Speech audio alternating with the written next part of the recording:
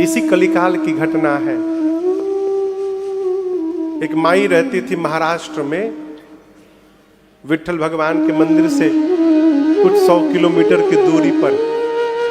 उनका नाम था सक्कू। क्या नाम था? सक्कू। इसी कलयुग की घटना है। भगवान विट्ठल की भक्त थी सक्कू, और दैव संयोग कहिए उसको ऐसा ही परिवार मिल गया। उसके सास ससुर और उसका पति मानिए राक्षस थे। राक्षस इतना मारते थे उसको, इतना मारते थे सक्कू को, लेकिन उसने कभी भी भगवान से शिकायत नहीं की कि प्रभु आपने मुझे कैसे घर में भेज दिया। कहती थी मेरे किसी जन्म का परिणाम होगा कर्म का कि ऐसा घर मिला। भगवान का नाम जपती थी, मार खाती थी, सब काम करती थी। तो भगवान विट्ठल की साल में एक बार यात्रा निकलती है। महात्मा लोग पैदल जाते सैकड़ों किलोमीटर उनका दर्शन करने के लिए। एक बार सक्कू जल का मटका लेके नदी में गई पानी भरने, तब तक महात्मा विट्ठल विट्ठल गाते जा रहे थे। अब सक्कू बाई सोची कि ऐसा अवसर अब जीवन में मिलेगा नहीं। ये लोग ठाकुर जी के पास जा रहे हैं, क्या पता कल जीवित रहूं कि न रहूं, इतना मारा जा रहा है, क्यों ना इनके साथ चल पड़ूं, मैं भी प्रभु का दर्शन कर लूंगी। अब वो पानी का कलसा छोड़ करके अब महात्माओं के साथ वो भी नाचते हुए विट्ठल विट्ठल कहते जाने लगी। तब तक हर गांव में ना 2-3 खुराफाती लोग होते हैं। उनका काम है आग लगाना हर घर में। उसे 2 लोगों ने देख लिया सक्कू को जाते हुए। जाके उसकी सास ससुर से बोला कि तुम्हारी बहू तो गई, साधु हो गई विट्ठल भगवान के दर्शन के लिए पंढरपुर गई। अब तो सास ससुर दौड़े, उसका पति दौड़ा, पकड़ के उसको लाए। इतना मारे उसको, इतना मारे, उसका पति मार मार के उसका पांव तोड़ दिया। और इस पर भी मन नहीं भरा तो एक कमरे में ले जाकर खंभे से बांध दिया और गेट बंद कर दिया। कहा यही मर तू। पहली बार सक्कू ने कन्हैया से कहा प्रभु क्या मैंने इतने पाप किए हैं कि आज आपके दर्शन से भी मैं वंचित रह गई प्रभु। ये कहानी नहीं है, ये सत्य घटना है, भक्तमाल की कथा है। जब सक्कू रोई पहली बार भगवान का नाम लेकर, तो श्री द्वारिकाधीश भगवान श्री कृष्ण मां से बोले, रुक्मिणी मैया से, कि मैं जा रहा हूं एक भक्त के पास, आने में कुछ दिन समय लग जाएगा, इसलिए प्रतीक्षा मत करिएगा। भगवान आए और भगवान को कौन रोक सकता है, सीधे उसके घर में प्रकट हो गए। स्त्री का रूप बना के सखी का प्रकट हो गए। बोले सक्कू, और वो तो बेहोश थी, आंख खोली, पूछी तुम कौन हो? तो बोले मैं तेरी सखी हूं। तो तुमको तो मैं नहीं जानती। तो जानेगी कैसे, जहां तू पानी भरती वहां मैं भी भरती हूं। तू तो केवल विट्ठल विट्ठल में पागल रहती है, तुझे पता रहता है अगल बगल कौन है तेरे, मैं रोज तेरे साथ पानी भरती हूं।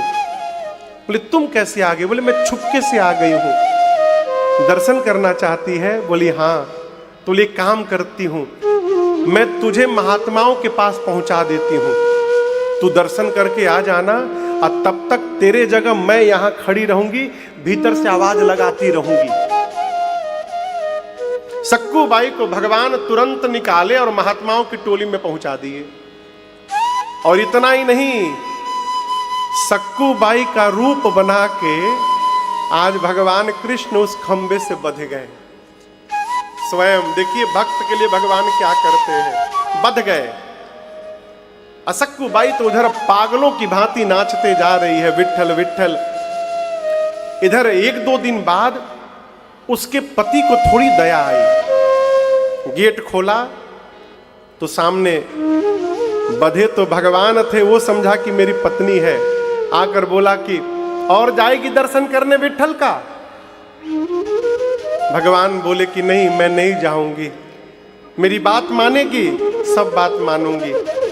तो वो जो बंधन था खोला।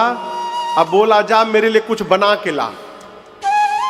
भगवान उसके लिए भोजन बनाए, भोजन बना के खिलाए और जब भगवान के हाथ का बना हुआ वो भोजन पाया तो उसकी तो मति घूम गई। बोला अरे इतना स्वादिष्ट तो मैंने जीवन में कोई भोजन नहीं खाया, कैसे बनाई तू? लगता है मार खाने के बाद स्वादिष्ट भोजन बनाती है तू। अपने माता पिता को बुला के खिलाया। अब भगवान सक्कू का रूप धारण करके उसके सास ससुर उसके पति की सेवा करने लगे। सास ससुर सास की पांव दबाते थे, उसके पति का पांव भगवान दबाते थे, भोजन बनाते थे, सब काम करते थे घर का। इधर सक्कू पहुंची पंढरपुर विट्ठल भगवान के आगे, दर्शन मिला, लगी नाचने, नाचते नाचते बोली प्रभु अब दोबारा मुझे उस घर में नहीं जाना है, मुझे अपने चरणों में विलीन करिए नाथ, मेरा प्राण निकल जाए। और उसकी अर्जी स्वीकार हो गई। नाचते नाचते मर गई वहीं पर। अब नियम है कि तीर्थ में किसी का प्राण यदि छूटेगा तो उसका अंतिम संस्कार तीर्थ में ही होता है। अब उसका घर का तो कोई है नहीं, उसका संस्कार कौन करे? तो उसके गांव के बगल के गांव के 4-5 लोग आए थे दर्शन के लिए। वो पहचान गए, अरे तो अमुक की बहू सक्कू है, मर गई, अब इसका क्या होगा? तो उन 5 लोगों ने मिलकर पंढरपुर में उसका दाह संस्कार कर दिया। और जब उसका दाह संस्कार हो गया तो रुक्मिणी मैया टेंशन में आ गई। क्यों? क्योंकि भगवान सक्कू बन के उसके घर में फंसे हैं। अब जब तक ये नहीं जाएगी भगवान कैसे आएंगे वहां से? तो रुक्मिणी मैया आ करके सक्कू की राख को जमा करके अब फिर से उसको जीवित करती हैं। और जीवित करके बोली तेरी मनोकामना पूरी हो गई, अब तू जल्दी घर जा, प्रभु फंसे हुए हैं वहां पर। तो सक्कू बोली क्या वही गए हैं? मतलब मेरे स्वामी ही सक्कू बन के तुम्हारे घर में बैठे हैं। सक्कू दौड़ते हुए गई। इधर भगवान देखे कि आ रही है तो सास ससुर से बोले मैं पानी लेकर आती हूँ। मटका लेकर कन्हैया गए नदी के किनारे और सक्कू से बोले जल्दी मटका पकड़ घर जा, मैं जा रहा हूँ। भगवान द्वारिकापुरी गए। सक्कू आई घर में, सास ससुर को तो बदल चुके हैं, पूरा परिवार बदल चुका है, रहने लगी आनंद से। अब वो जो 5 गांव के बगल वाले दाह संस्कार किए थे वो सोचे कि चलकर उसके घर वालों को बता दिया जाए। है तो बड़े दुष्ट, वो कुछ करेंगे नहीं लेकिन बता देना फर्ज है। आए दरवाजे पर बैठे और आकर उसकी सास ससुर से बोले बहुत दुखद समाचार है। ससुर पूछा क्या हुआ? आपकी बहू मर गई, हम लोग उसका दाह संस्कार कर दिए। ससुर बोला भांग खा के आए हो क्या? मेरी बहू मर गई, मेरी बहू भीतर बैठी है। बोले कहाँ बैठी? हम जला कर आए हैं उसको। आवाज लगाए सक्कू। सक्कू भाई घर से बाहर निकली। वो 5 चिल्ला पड़े भूत। वो बोली मैं भूत नहीं हूं। और उसने पूरी कहानी सुनाई। उसके सास ससुर ने उसके पांव पकड़ लिए, कहे हम लोग तुझे इतना अत्याचार किए तेरे पर, लेकिन तू भक्त है और तेरी शरण में रहने के कारण हम जैसे अधमों को भी भगवान का दर्शन प्राप्त हो गया और हम कृतार्थ हो गए। इसी कलयुग की घटना है। ये क्या है? जो प्रेम गली में आए नहीं वो प्रियतम का ठिकाना क्या जाने। भगवान मैया के साथ और भैया लक्ष्मण के